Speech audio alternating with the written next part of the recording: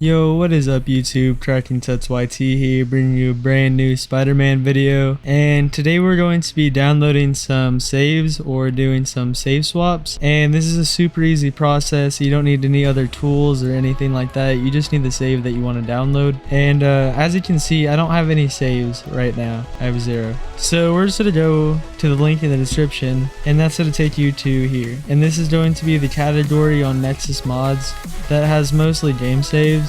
So you just want to pick one out. I think I'll do this one. You just want to click on manual download and then slow download. And so you're going to have a zip or a RAR. What you're going to want to do is open your file explorer, go into your documents, go into Marvel Spider-Man Remastered, and you're going to have this folder with a whole bunch of numbers. You just want to open that. And these are your saves. So for some reason it says I have a slot 3 save.